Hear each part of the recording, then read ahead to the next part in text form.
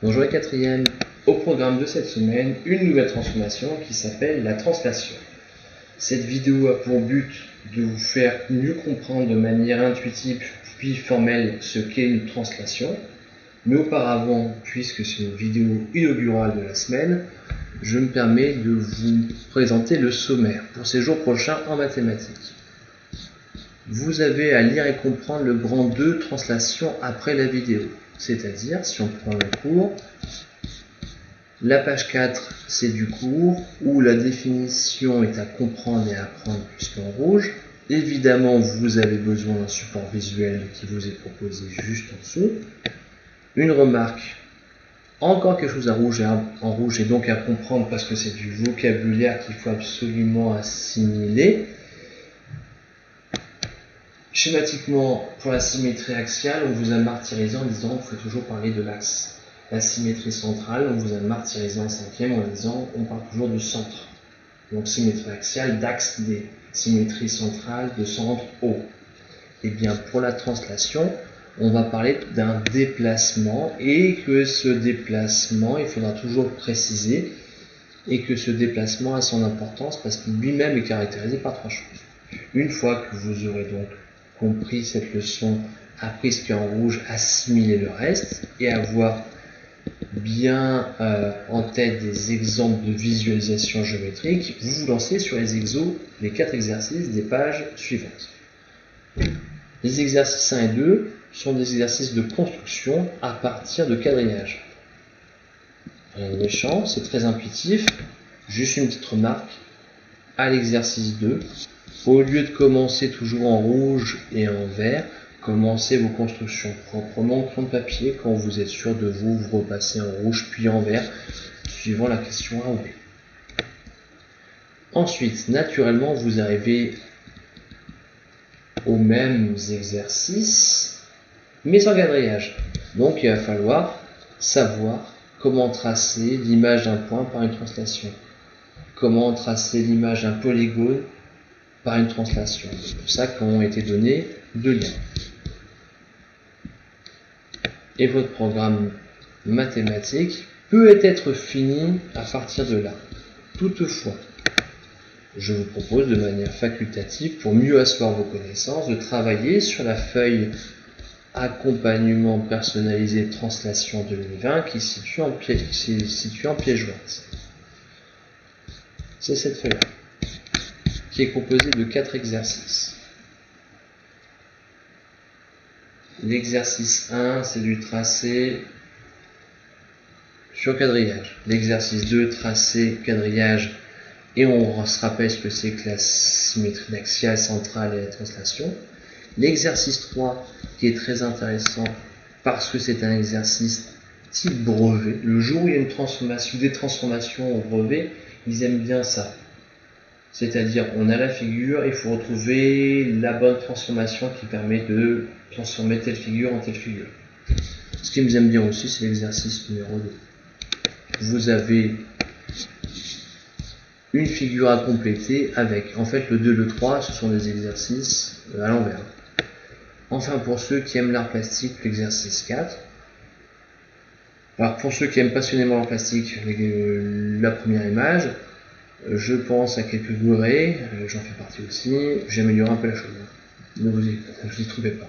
Vous trouverez le corrigé un peu plus loin avec tout ce qu'il faut.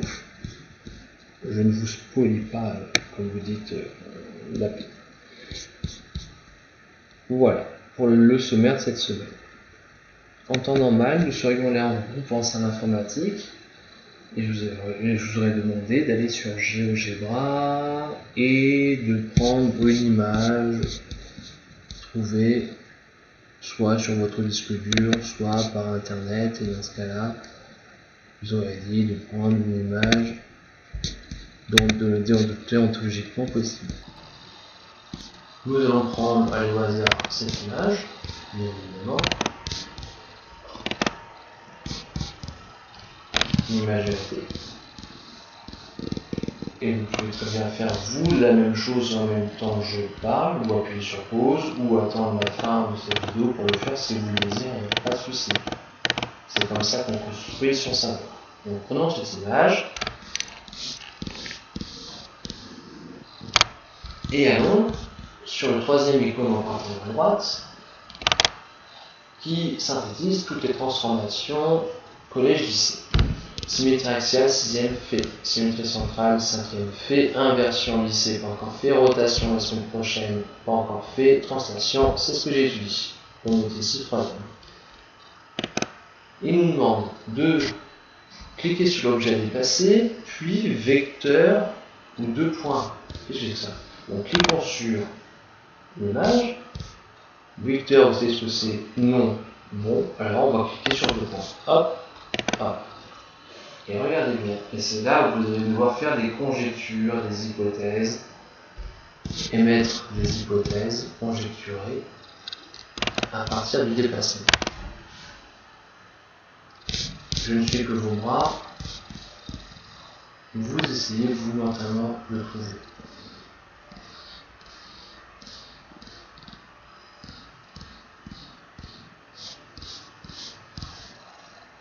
Alors à votre avis, qu'est-ce que c'est qu'un déplacement? Qu'est-ce que c'est qu'une translation? Ben, ça va être un glissement déterminé par un déplacement. Quand le déplacement, la flèche va vers le haut, l'image va vers le haut. En bas, à gauche, à droite.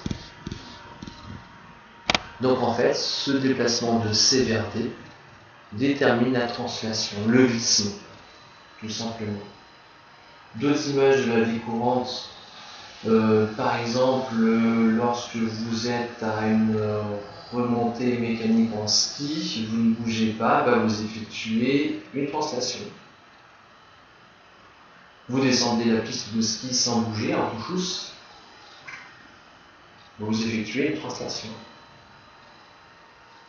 Vous prenez un escalier qui remonte là, dans les magasins, je sais pas le mot, pardon. En fait, vous effectuez une translation.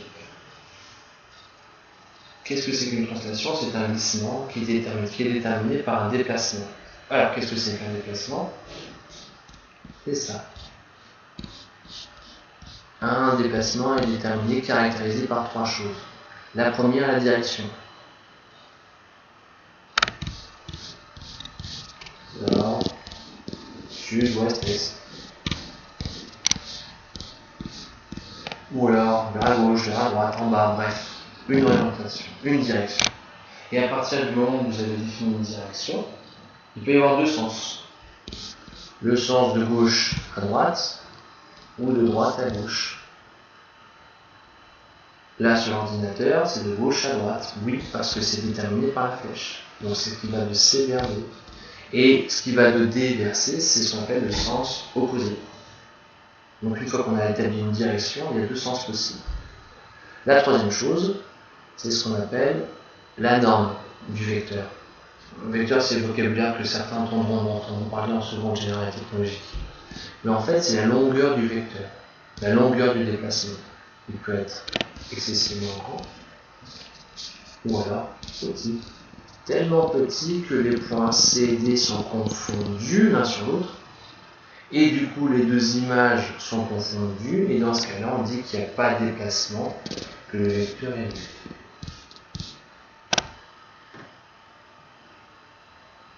Si on reprend le cours,